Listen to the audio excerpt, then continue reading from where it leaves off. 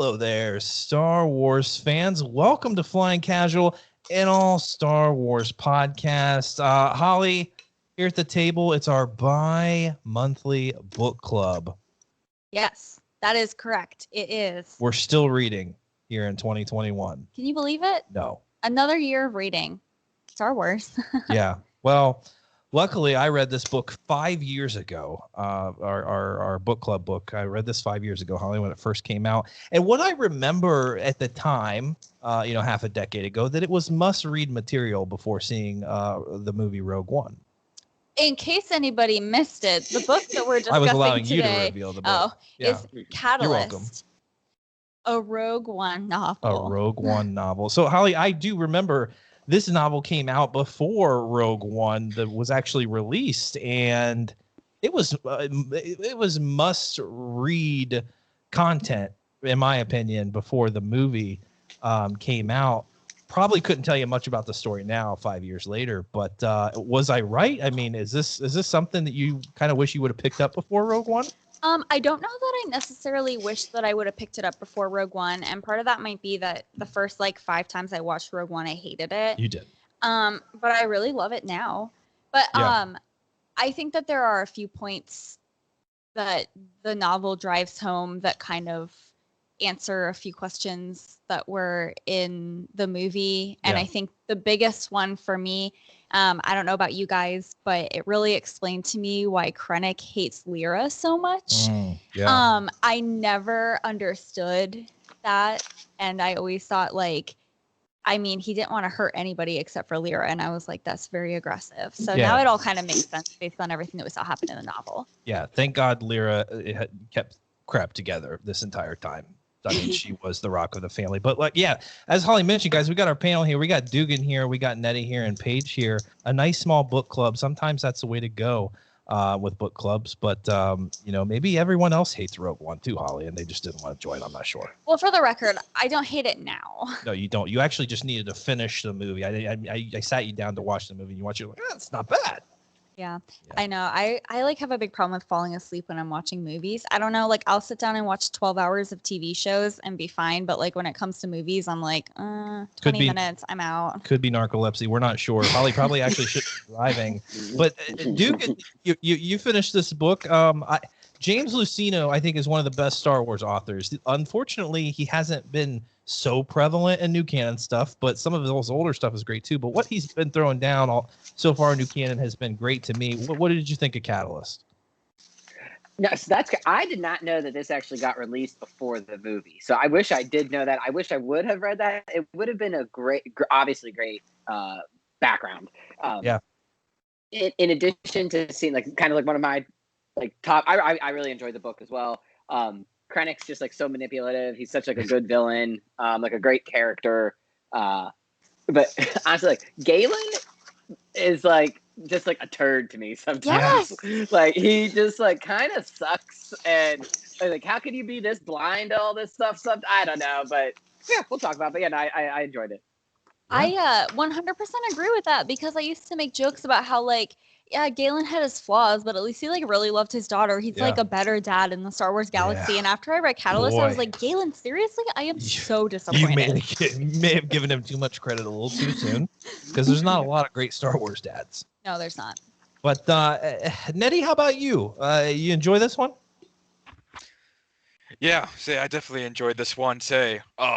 At the risk of making Paige angry and some of our other fans, Rogue One has never been one of my favorite Star Wars movies, or of the Disney era. I wouldn't say I hated it like Holly apparently used to, but it was never my favorite. It just didn't click with me at the same level I think it did a lot of people. I think part of that is just the characters didn't, to me, develop enough that I wanted. And I know some people are like, that's the best part of the movie. I guess just for me, it didn't click. So reading things like Rebel Rising and now Catalyst, it's definitely given me a lot more appreciation for that movie, because I have so much more feeling and understanding for those characters. Lyra's a complete and awesome character, and she has 3 lines in the movie. Yeah. So I definitely think these books have given me a great new appreciation for that movie, and I definitely need to rewatch it now with that new mindset. Yeah, like you're not wrong. Like Lyra is awesome in this story, and now you know why she stuck up for her family in the end. It was like, I'm taking Krennic out with this blaster. When she could have just stayed back, she could have just been there for Jen, but said, no, my husband needs me. He needs me now more than ever, and it's time to put it in my own hands. Holly, I mean 100%. And also, like, he was gonna take her out no matter what, and we know that now after reading this. So at least she went down fighting. She did. She did. Love her. Paige, thank God there's someone else on this podcast that enjoyed Rogue One from the very beginning.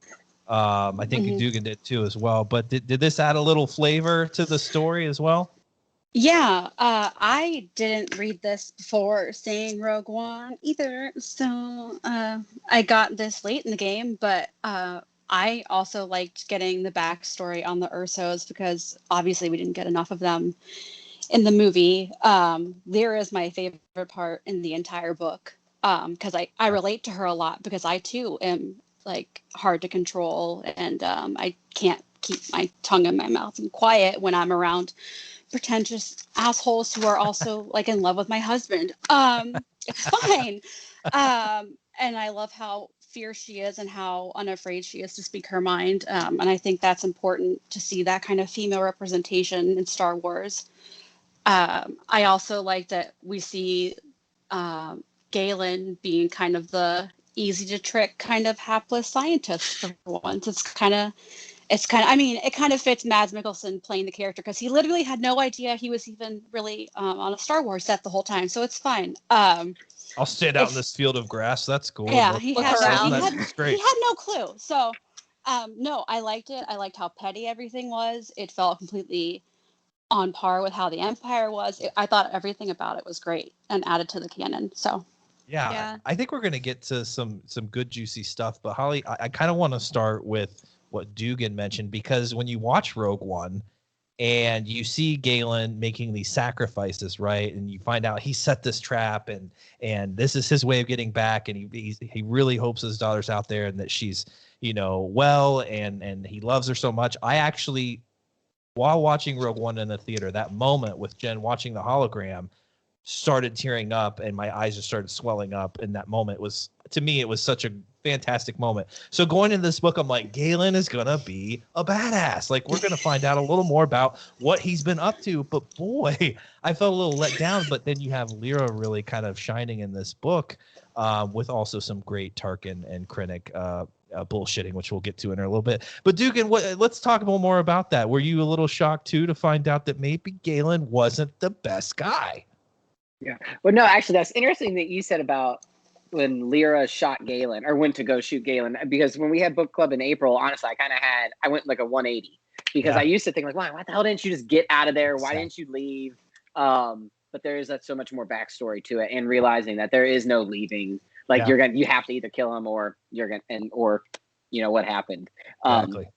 But no, Galen throughout just seemed rather kind of like hatless, kind of like bumbling around, but not because he's just like so intelligent that he's just not able to comprehend what is going on around him, really. I don't know. And then he really wasn't, and you see the hologram, in Rogue One, but he really wasn't that present of a father, since he was working so much. When he does escape towards the end, but and he just seemed easily tricked, and just kind of not that great of a character. Yeah. Holly, you were let down? I was let down because, just like Dugan just said, I was like, he's so absent throughout basically the entirety of his marriage to his wife. He's like, there are moments in the novel where Lyra will like reflect on their time in university and how like it was very odd of them to get together, but he was really wrapped up in like school and his clubs and his research, and that just like continued. So she kind of knew what he was getting into, but then they decided they were going to have this child. And you would kind of think that even if maybe your husband isn't always like so involved in what you're doing as a spouse, they would be more involved with your child's life. And there were moments in the novel where you're seeing it through Galen's perspective, and he realizes that he's like, I don't really know my daughter. And, you know, he has a weird moment with her when they're in their fancy apartment on Coruscant where he kind of like hugs her and tells her that he loves her. And she's like, what, 3 years old? And she's like, what is going on here? Yeah. And like, that's not a usual interaction for them. And so I did find it kind of sad that he noticed this, but he just like doesn't know how to connect with people. Yeah. And so he kind of just like gave up on it and threw himself into his research. Well, and that was one of the big moments in the movie where he says, I lied. I made everyone think that I was just a man lost in his work. He was that man. That I did not really see the story going that way of like him being like, I kind of thought maybe he would, you know, put on a front again, but like he was invested in the work and he may have been manipulated as to what the income, like the outcome would be of all of his research, but still was not this great person that I had in my mind that the movie really set us up to think. So anyone else have any criticisms or maybe some redeeming qualities of Galen? I mean, I think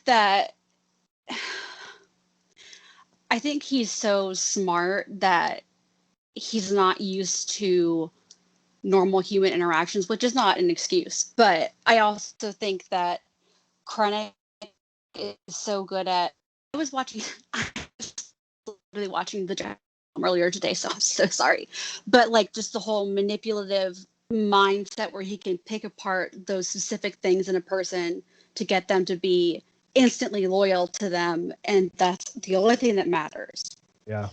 So of course Galen's going to focus on his work that matters to him and trying to better everything because he thinks it's going to help everybody, when at the end of everything Krennic's actually doing it for his own selfish means. So I think that he was just kind of, yeah, he's hapless and he doesn't really think outside of himself, but I think he also was just trying to do something for the greater good, which is a terrible reason to do something. But that's something that Lyra was also very into because she was so into nature and focusing on like Jedi ideals and all of those things, which was so cool. And I wish they would have focused on more in the movie. But they also talked about the crystals talking to him. Yeah. Which was, I was like, it was very weird for me. So I don't know if he also got kind of like entranced into the whole thing, and then he couldn't get out of it. But I think it took Krennic literally threatening Lyra to his face for him to be like, oh, yeah, actually, this is not a good idea. Yeah. Like, taking his family away from actually taking something that he actually does care about that is tangible and can be taken away, not this like silly idea for a laser with a pew pew. Yeah, that is the thing that took for him to realize, oh, this guy's just blowing smoke up my ass. Yeah. He's my friend. He's not really. He's just obsessed with me and wants me for himself to better himself. Yeah. So he's not a great person, but there's not great people in the real world either. So I think he's just an entity that just exists. I think he's just there. He just stands there to look pretty. And there's a lot like what you, so much good stuff of what you said. And you're right. Like what he was doing, he really thought it was he thought he was breaking barriers that could be, I can't exactly remember what, was it like a clean energy kind of thing, or they could be, something kind of like that he thought would be great for society. But you're right. It took the threatening of his very own family to kind of snap him out of this and be like, I'm just a tool, like to these people who have their own end game in mind. And it makes you feel a little bad for him because he was trying to do the right thing, right, Holly? But it just was a little blinded to what really mattered. He just had to get on that farm, that homestead, right, and just till the ground for a while to really get back to zero. I love that homestead. I live for it. That's the best opening in Star Wars. Yeah. Mm-hmm. Minus the shooting of. Well, yeah. Okay. The death in the beginning. But it's one of the best openings in all of Star Wars anyway. But Nettie, what really stuck out for you? I mean, maybe weren't, crazy about the movie, but is there anything specifically that added some good context that you really appreciated that maybe made you look at the story in a different light? Yeah, see, definitely. Real quick before we move on from Galen too, I just want to say like that moment in that Holly was referring to when he kind of goes up to Jin, like realizes that like he barely knows her, and like gives her the hug and says like I love you, Stardust, and everything. I think that was like the most emotional moment for me because, speaking for myself, obviously I don't have any kids or anything, but I think a lot of people can relate to the idea of being so invested in work or volunteering something, just getting invested into something that you do kind of lose those connections that you need until it is too late. Yeah. And luckily, I guess he had however long they were at the homestead there to have some more of that connection there. But I definitely felt like that moment was really powerful just because of that. And, putting aside how stupid he was to get to that point in the first place, I thought that was really well written. In terms of the other stuff the book added as a whole, I did think just the way Lyra talked about the Force was really interesting, and that kind of goes along with like the Kyber crystal lore they added too about like the crystals being alive, but just like the way she was like, yeah, I can't use the Force, I'm not a Jedi, but I can feel it everywhere. I thought that was a really cool interpretation, and I really enjoyed that. God, we need more conservationists in Star Wars. Okay. I don't know, Listen. because it's this. I'm so glad we're talking about this because this story is terrific. I love what Nettie was saying, Holly, about, even though he's some master scientist in a galaxy that doesn't exist, they've made him very relatable to just your everyday person who, even if you're working at home on a computer, can get lost in this world that you spend the majority of your time in when your family is just in the next door over and you may be, not getting that quality time that you really need. Well, and the guilt that comes from that too. I think, Nettie, you're absolutely right. We all can relate to that, whether it's like not spending as much time with your friends or like, oh my God, I should have taken the dog out 2 hours ago and I've been stuck responding to emails and like, or, kids, spouses, family, whatever it would be. I do think that, I guess something I did appreciate about this book that kind of everyone's been touching on already is just like how real some of the interactions in the story are. Like Paige said, Galen's just like anybody else out there in the world, Some people are just kind of like in that middle, They're just trying to get by and do what they need to do for their family. And I think that everybody can relate to that. Yeah. You don't have to be some huge hero all the time, Not everybody is. Yeah. So I do think there were a lot of really genuine moments in this book. But back to Lyra and how she was talking about the Force. And I love how you get Galen, who has this very just like one-track mind, but Lyra is always thinking about the next thing, how it affects other planets, how it affects more people. And she's just like really thinking outside of the box.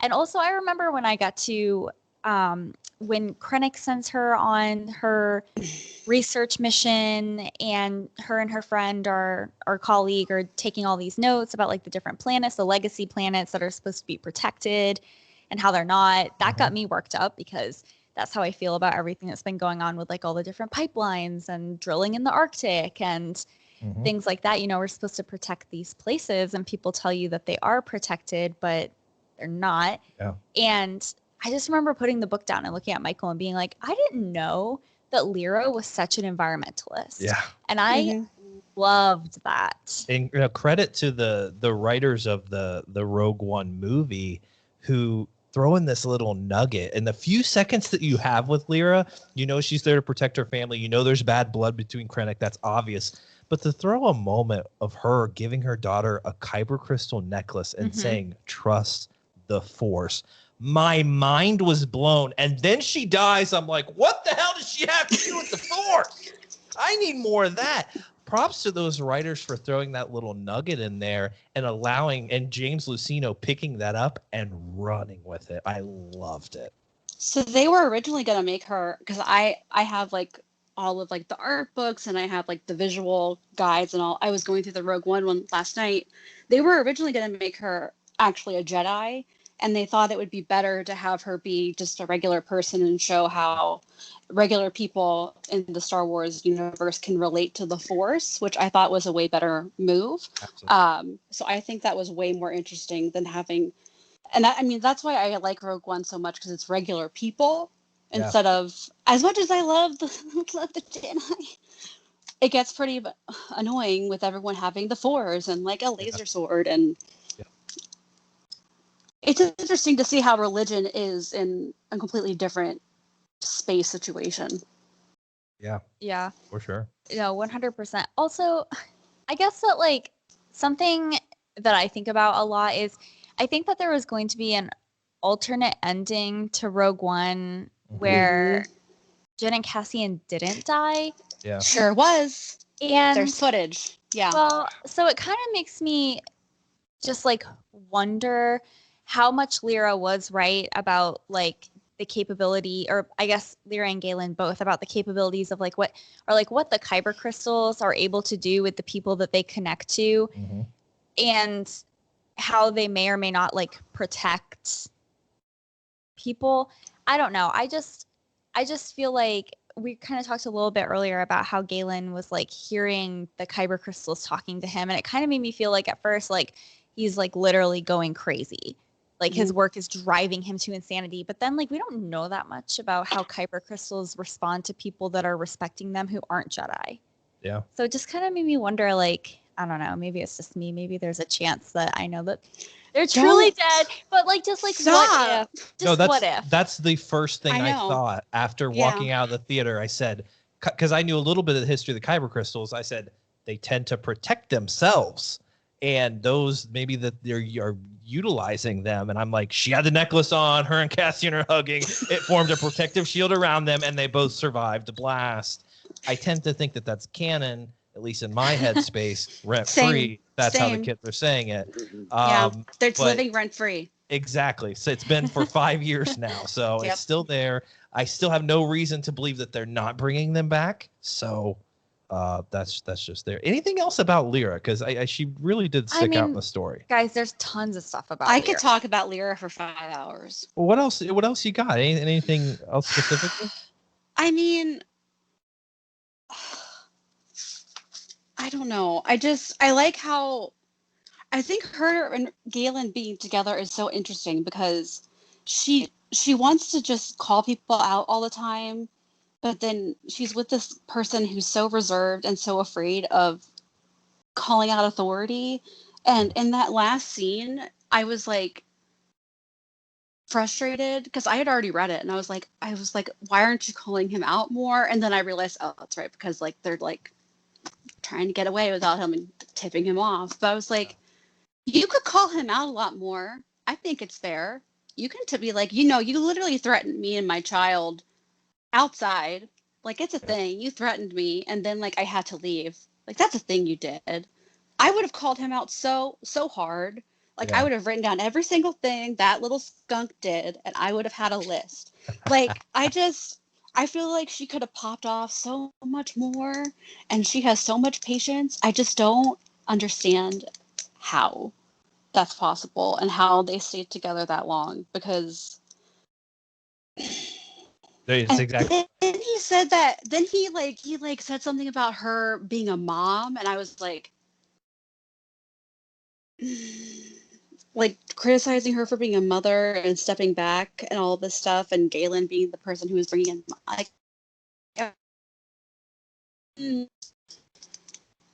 I just wish she would have popped off a little more. That's just my opinion. It's fine. They're as silly as it sounds, they're exactly the right people that they needed to be in this. I know. The galaxy, right? Like, she needed to be his kind of rock. Even he was this kind of guy who had to go with the flow, and even after realizing what was going on, he needed to maintain that kind of helpless, like, I need my job, like, kind of persona. She couldn't, though. At the end, she was true to herself, right? Like, she couldn't. She said, like, I love whoever said it there, and I think Dugan may have said it, like, it was this way or they were dead. Like, they had to get rid of Krennic, and this book shows that, or they would never have a life. I mean, they escaped, and he found them again. Like, it was, and so in the end, she was true to herself, and then, maybe Galen kind of realized he needed to be a different person, obviously. But I don't know. I feel so bad for her, but they are who they needed to be in those moments. But also, let's bring in a little bit of just what was happening around them too, right? You've got Krennic, manipulating this poor guy, putting him in situations where like, you know, they think that they're helping planets, they're not really. And then you also have Tarkin manipulating Krennic. Like, it's this big power game, and it's also interesting because that's kind of how our world works too. Mhm. And they're just kind of their pawns in all of this, and their way of sticking up. We see in Rogue One and Lyra's sacrifice and all that, but like they had all these external things going on around them. And I thought it was a little fascinating because when I found out this Rogue One movie was happening and it was going to involve the Death Star, I'm like, Tarkin has to be in this movie. I never thought they would do what they did. I thought we'd get that reflection in the glass and that was it. But I'm like, Tarkin has to. It's his weapon. He takes control of it. But I thought they did a great job of creating this Krennic character, so he could be even a little more gross, a little more manipulative than Tarkin ever would need to be. Desperate, so to speak. I feel like Dugan's got some stuff to say. Come on, Dugan. Let's get He's ready. let's Fired get it up. out. Oh no. No, I like going off of that though, like talking about like the external stuff. That's probably one of the most interesting things that I liked about this book is like the very early like Republic to Empire and like getting like that view and thinking about it, like, okay, like in Republic days, like celestial power could have been like a real thing, maybe, you know, and so then maybe like Galen, he wouldn't have been so naive to think that. And then the way that they used, what was it, like Haas Obit? I don't know how you guys thought his name was pronounced. That's how it was pronounced. Okay, and how like they used him as a ploy to get around the legacy world regulations, and so like how there's still were this framework, but then how the Empire is like slowly chipping away at it, and then even towards like the end of the book, more and more it doesn't feel as even like Republic, more, you know, we're full-fledged Empire. This is the stuff. This is the time period that I love. It's the stuff that we're getting a little bit in the Bad Batch.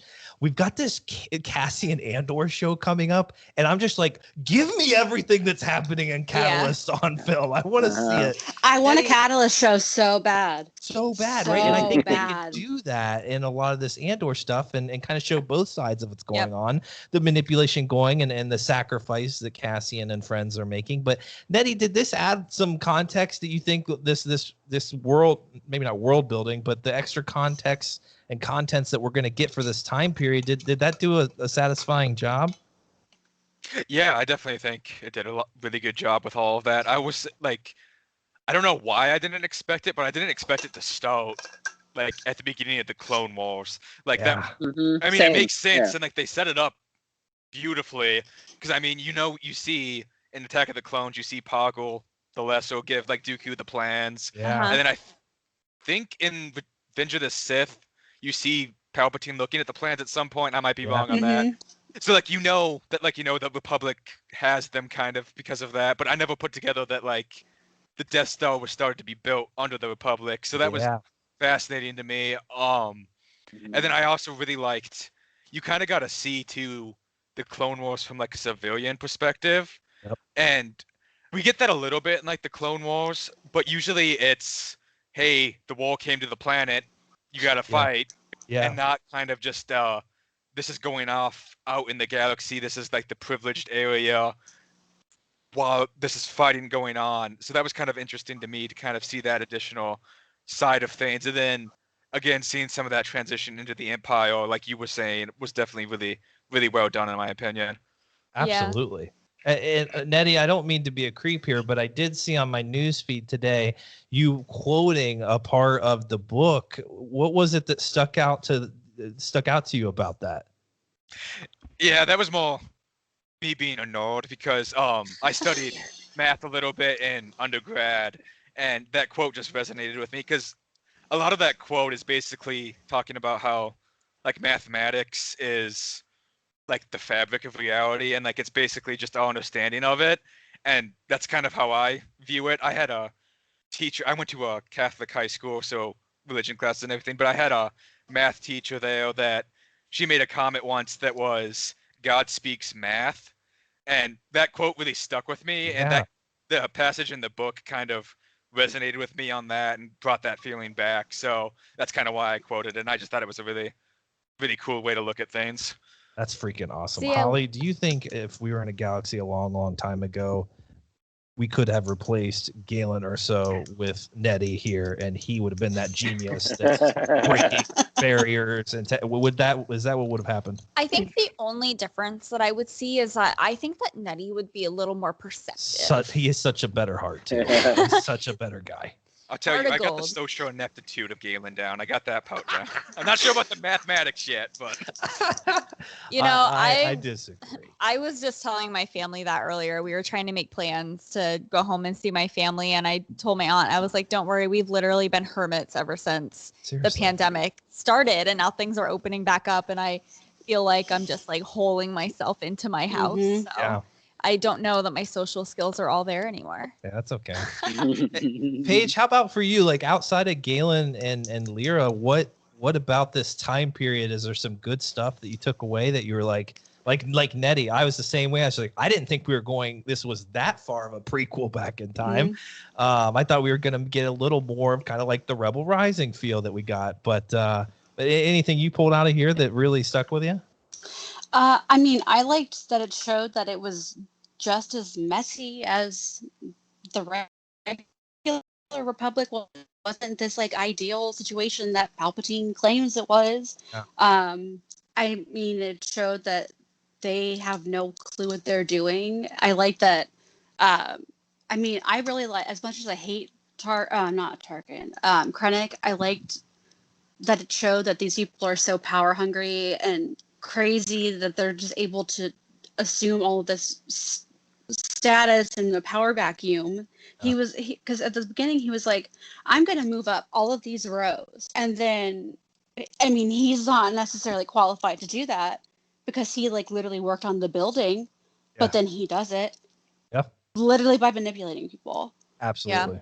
Like, Yeah. why? Like, why? Because He's- he's good with talking. Yeah. Like, He seems like in the Rogue One movie, like he's just kind of a wimpy guy, but like he's just as good as Tarkin is actually. Like he has really worked. Tarkin has his own, special skills. Krennic does. I love a lot of it was Mendelsohn too playing him was phenomenal. I want to see him more. I want to see him in the Andor series. Like allegedly, he's in the Andor series. I know. I've been Allegedly. seeing I saw the that. Twitter feeds, and I'm like, Allegedly. please. I don't like to believe rumors, but that one I know. jump off. I with. know. Holly, how about you? Like Nettie, it wasn't your favorite, movie, but did this add some good context outside of our main characters for you to kind of understand that world a little more in this changing time period of Republic and Empire? Like, is there anything that really stuck out to you? Yeah, I actually wrote down the other thing that I wanted to bring up that really stood out to me. We've kind of talked about it a little bit, but this competition between Tarkin and Krennic, oh my God, they were like two children fighting for their parents' attention, and I need to get more praise. No, I need to get more praise. Yeah. And ultimately, like, while they were busy doing that, other things were happening that were slipping out of their control. Yep. And I loved it. I thought it was so funny. Like, they thought that each one was going to get the best of the other, and then Haas Obit is like playing both of them. Yeah. And then getting Galen and Lyra out of this terrible situation. And it's just like, if they had been paying more attention, none of that would have gone the way it went. And they didn't. And they did it to themselves because they are just men with too much pride, and they just don't have any, I guess they just can't be humbled. Well, it was this time period, this opportunity, this change. We talk about power vacuums all the time in this time period of like gangsters and all this and that, but like these people who saw an opportunity of, wow, Palpatine is purging his cabinets, he's forming this powerful entity. Here's my opportunity to seek this power that I couldn't in my prior life, and get in the good graces of this guy. And hey, if there's a social ladder there in the Empire, people are jumping on it, especially when they have super weapons that could threaten your planet. So it's a great opportunity for some. And Krennic is just one of those guys that's just what a great character. I know. Paige hates it, but like I hate him so much. I mean, he's great, but I hate him.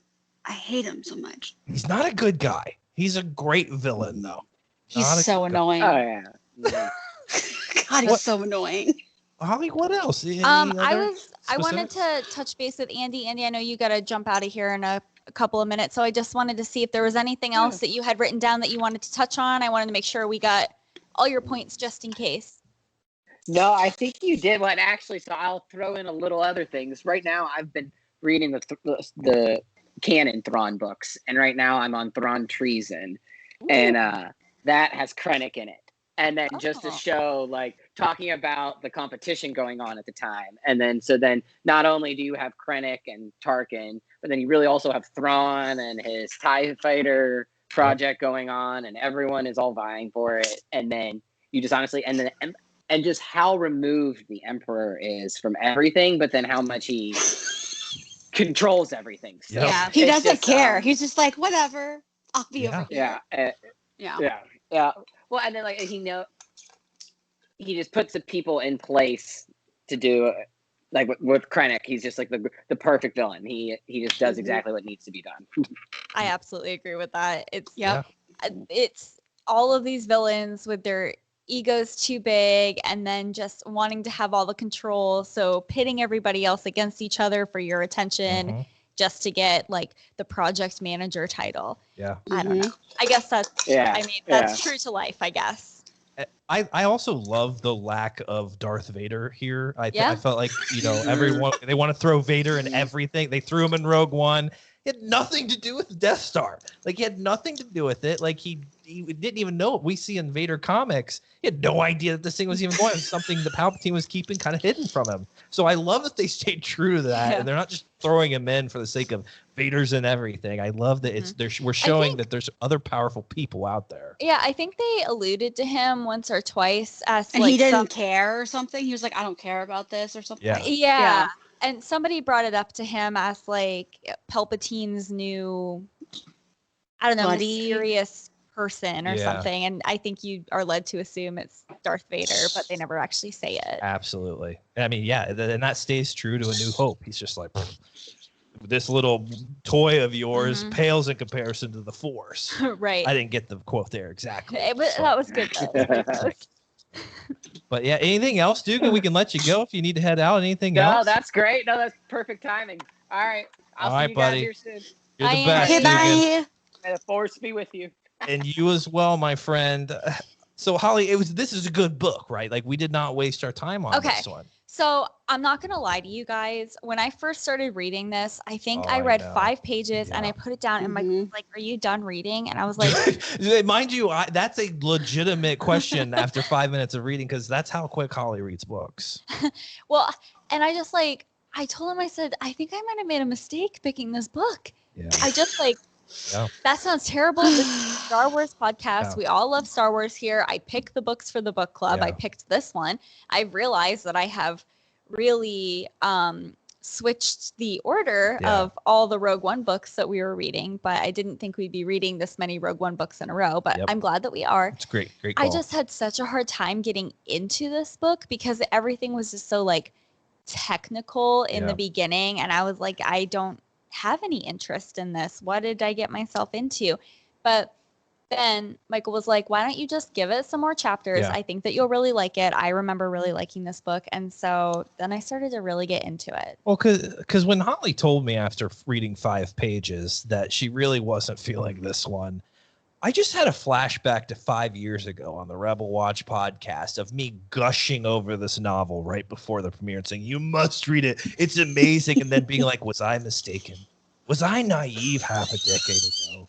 Is Holly just, maybe I just play off and say, the book's shit. What do you want me to say, Holly? But I loved it, and I'm glad it took a bit. But here's the thing about James Luceno. He can be technical in his writing and stuff, but it's nothing like Timothy Zahn. Timothy Zahn is technical to a fault often, and I wish I would have given Dugan a little bit of a heads up that Thrawn's about to go in a completely different direction and reading Treason than he thinks it's going, and then the following books do as well. They kind of aren't great.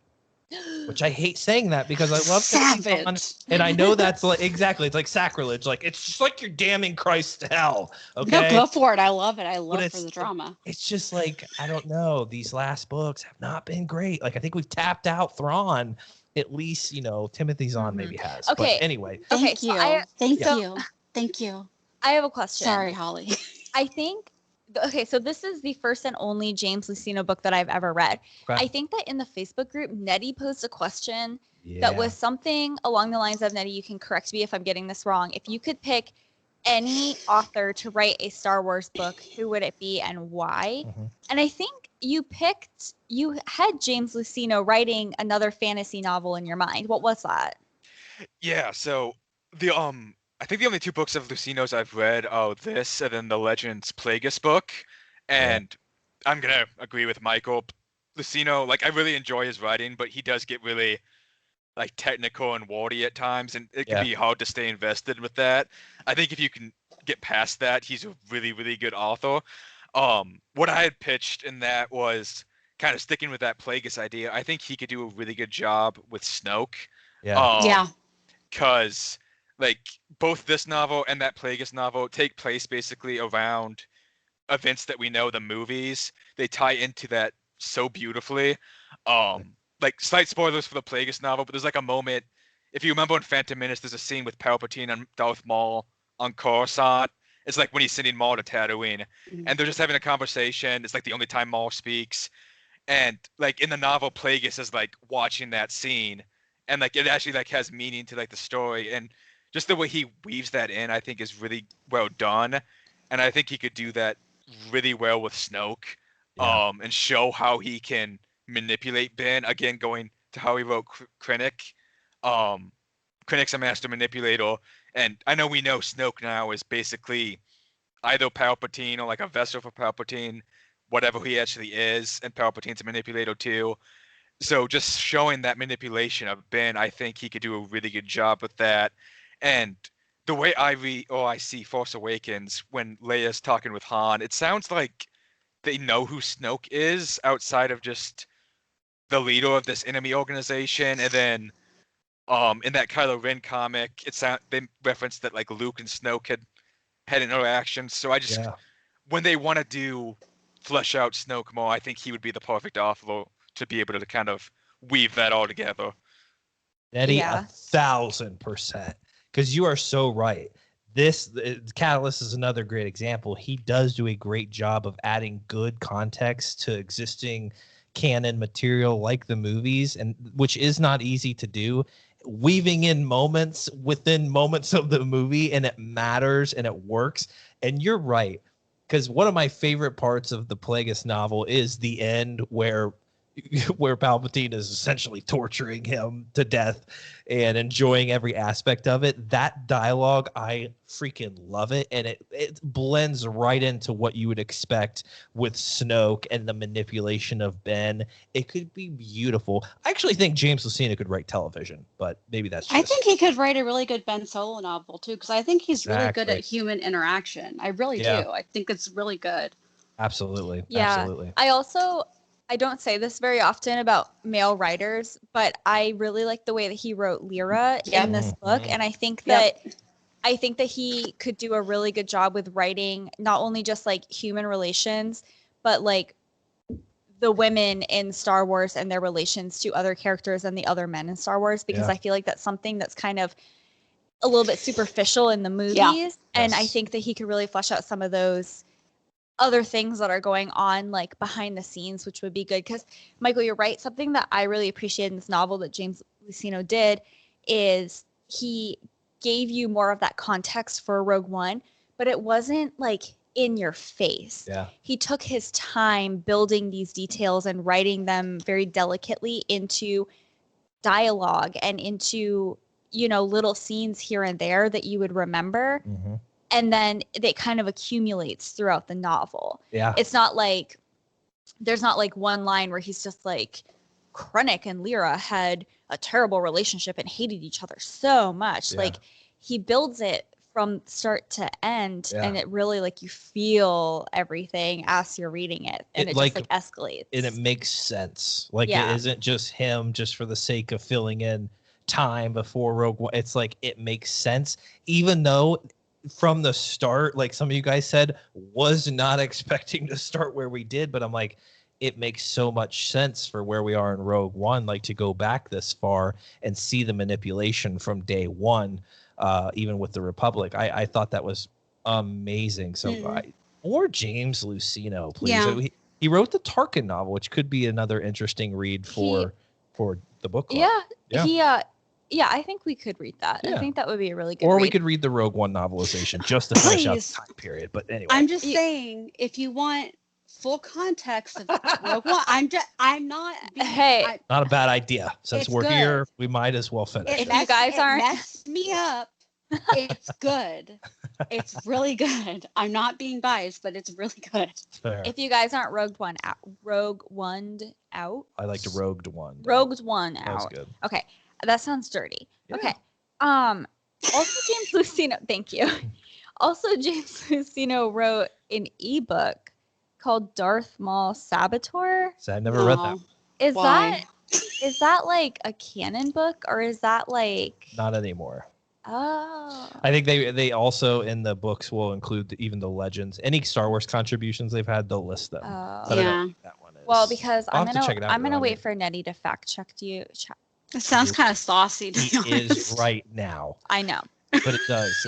I don't think, if it is, it's a comic book or something then, but I don't think he's really written any comics. Oh. Well, I don't know. It just said it was an ebook. I don't know. Sometimes I try to get books on my Kindle and I have to go to the library and get the paperback because it's not offered as an ebook. That's fair. So I thought maybe there were books that were only Give me the ebook. It's totally Give me the ebook. Save me some trees. Well, it's looking like it is Legends. It is Legends. And I love that you said that in a condescending manner, Holly. I know. And I was just What do you mean he wrote Young Indiana Jones? I'm into that 1,000%. So he has written a lot. And yes, yeah. Yeah, we should check him out on Twitter and see if he's got a Twitter. We should. What's up, James Luceno? Probably done with Star Wars. When's the next Star Wars novel coming out, bro? Yeah. Well, Holly, is there anything else about Catalyst that really stuck out to you that it's like you just have to talk about? Yeah, there's one more thing, guys. This is the last thing that I had on my list of things I wanted to bring up. This is just something that kind of surprised me. So, watching Rogue One and then reading Rebel Rising, I had this idea in my head that the Ursos and Saw Gerrera kind of went like way back, way back. And then I find out in Catalyst that they meet for the first time when Haas Obit hires Saw to pick up Galen and Lyra and take them off Coruscant. And that was so surprising to me because I feel like that wasn't enough time for, like, what was it? Only like a couple of years later is when he takes Jyn, right? Maybe my timeline's wrong, but I feel like they haven't known each other for long enough to suddenly trust your daughter to this person. Yeah, but here's the thing. I am a person who goes off of vibes, and I feel like Lyra would also go off of vibes. So, like, if I can tell if someone, I'm not saying Saw Gerrera is a trustworthy person. I'm not saying that. I don't think he is. I've made that very clear. But if they think he's someone that they can trust and is on their side of things and they know him pretty decently enough, and I mean, if that's their only option for their kid, I think it's kind of reasonable.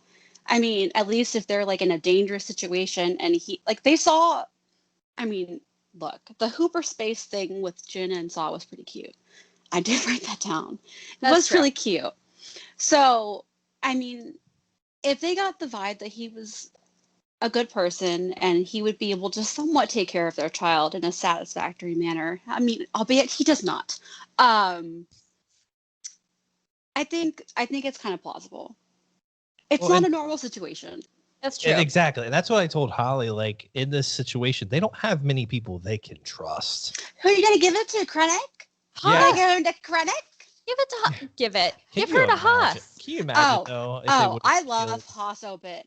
I Yeah. love Hoss-Obit. That's my true. Where's Hoss-Obit? Yeah, where did he go? What happened to him? They probably got beheaded. Justice for No. Hoss-Obit. Yeah. Justice for Hoss. Well, at the end of the novel, he picks up that bartender that he Good had a for thing for, you. and then Good he for takes you. her off the planet. Well, then he probably went and started a family, probably on Tatooine or something. Guys, I love how Hoss just like, I mean, I think if they, being Krennic and Tarkin, knew how much Hoss was playing them, I mean, they would have executed him. Like, he is a crying ride or against the die. Empire. He is a ride or die. Technically, then is Hoss the start of the rebellion? I mean, technically. I mean, I He demand teams up- Hoss-Obit merch. I Thanks very mean, much. It probably, could have at least named, the alliance after him or something. I don't know. Anyway. I know.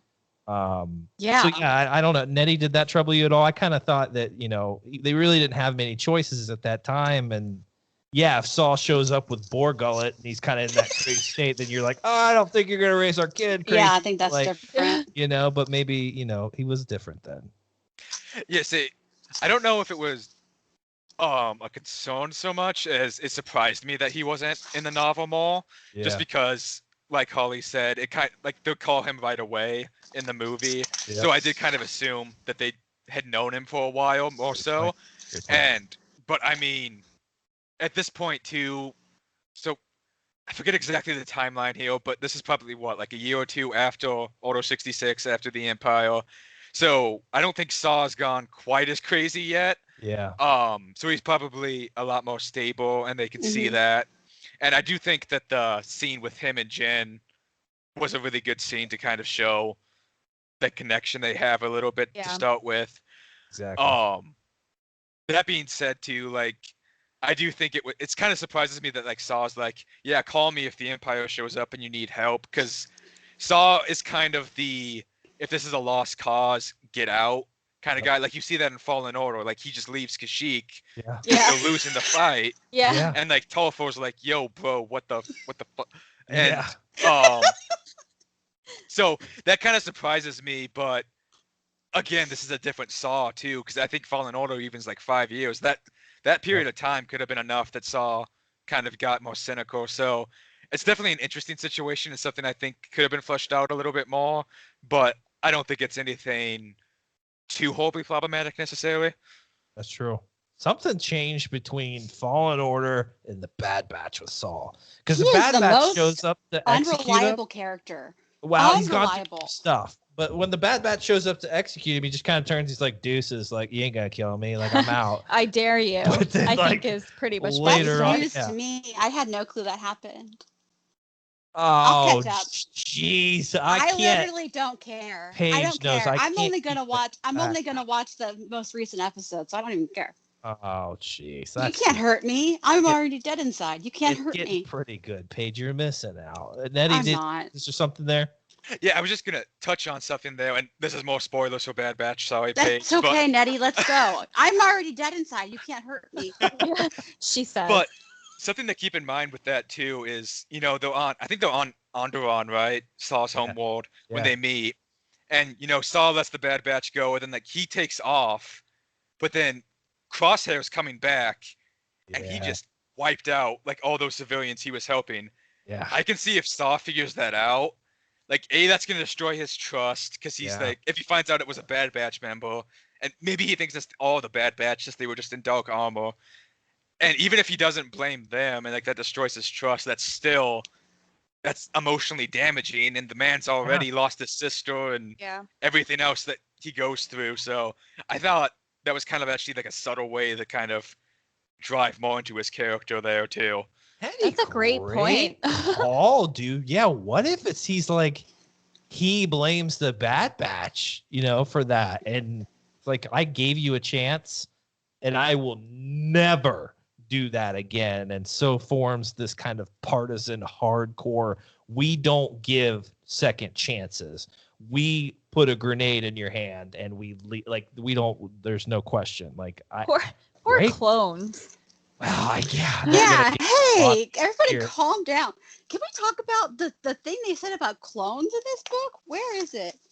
Wait, which thing? The limited shelf life clones? I was like, yeah.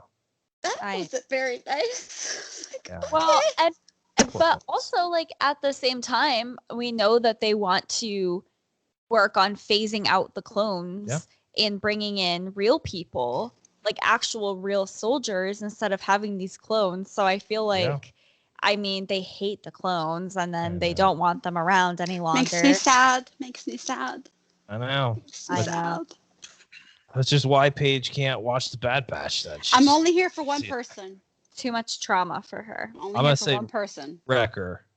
Omega. No, absolutely not. Omega. Oh my god. No, I'm only here for Rex, and that's why that's only it. That's it. That's fair. I Well, don't care about Rex. Holly, I mean, another successful book, right? Guys, I think so. I think this was a good pick. We're, despite me being a little hesitant yeah. in the beginning, I'm glad that we're reading through these. I liked reading some of the novelizations of the movies that we've watched, but some of like I don't even know, the prequel novels to the movies have been very interesting. They have been very good. Holly, I think that's why the old adage is never judge a book by its first 5 pages. That's a great. Yeah. I think that's what it is. Yeah. So. Yeah. And if that's not actually what the old adage is, then I guess it's not. the book club's motto from now on. Well, props to me for using such a sophisticated word as adage. That never really happens here on the podcast. So I'm gonna give myself an old pat on the back. I did have an Easter egg, a Clone Wars Easter egg. Oh wait, yeah, what is Good it? call. Yeah, good Jory, call. Yeah. Jory's not here to give us his Holly wouldn't catch it because Holly doesn't watch that, but they talk about Cham Syndulla. My guy. Yeah, good call. And then in the audiobook, they use bagpipes for the parade, which makes no sense. But Cham Syndulla and bagpipes. match Paige, made why in don't you elaborate on that one for us folks who haven't finished the Clone Wars? Cham Syndulla is Hera's dad. Oh yeah, You've already. Yeah, that's right. Yeah. What are you doing? What would you say you're doing? She doesn't recall. I'm these backpedaling. moments. Yeah. Yeah. He's kind of a jerk. He is Kind of another not great. another parent that is not great. Kind of the worst. We gotta work He's on not it, very so. nice to Kanan, and I don't like it. Anyway, What's gonna happen when we actually have good parenting in Star Wars? Is it gonna be not interesting? People are then? gonna Like, say it's boring, like there's no lesson. To and it? then we're gonna kill that parent. Well, that's and true. then it won't be as boring anymore because we have some trauma. That's true. You know what though? You could maybe say that Din's parents were good parents, and then we just killed them in front of him, But and we he's don't- fine. Yeah. Yeah. All right. They saved him. They shoved him in that thingy, and then we killed him in front of him, and he's very well adjusted, and he's fine. Yeah. Is he well adjusted though?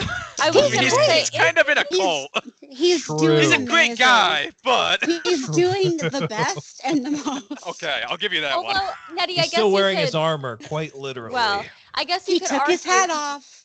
breaking away from the cult. True. He True. chose his There's- kiddo instead there- of the cult. It cutting only took ties. 2 seasons for some realization to come to wait. Maybe they're not great people. We haven't even scratched. It's gonna take 10 seasons to get into what these Mandalorian people actually mean and stand for. Suddenly, it's I guess not the longest running Star Wars show, but Could very well be. could be 10 seasons. How well the Yeah. Clone Wars was Oh. 8, 7. 7. Yeah. I haven't finished it. No, you haven't. Phrase it. That last season, Holly. Great. It's so worth it. It is so worth it. Oh God. Well, Holly, any inclination as to are we sticking in the time period? Are we fast forwarding to the future? Are we going to the past? What are we doing next? You have any idea? Guys, do you think that we should just finish strong with the Rogue One and read the novelization? I mean, what does the back of the book tell you, Holly? Why Oh, don't we go with the back it of the have- book? does Del Rey give us a little bit of read the Oh, epic yeah. novelization? It does. It does. I have the Rogue One book right there. It's really pretty. Great I'm just point. saying, Paige would be happy for once. Also, Nettie. Is that a sick Obi-Wan? I think it's Finn. bookmarker. Oh yeah, that's Finn. That's Finn. Oh, Hell yeah. Rose is on the other side. Oh, hell Love yeah. it. very sick. It looks like Obi-Wan Kenobi from that angle. I don't know why. I don't see it. I think it it was- came with that Rise of Resistance book. I think It there was did. like a set of 3. That was the best part of that book. Oh. Oh, was the snap. bookmarkers. Michael I'm is kidding. hating Wait on a actually it. did minute. What other I- bookmarks came with it? Because maybe I'll buy it for the There's a ton. There's a ton. Paige spends $25 on 3 I bookmarks. love a bookmark.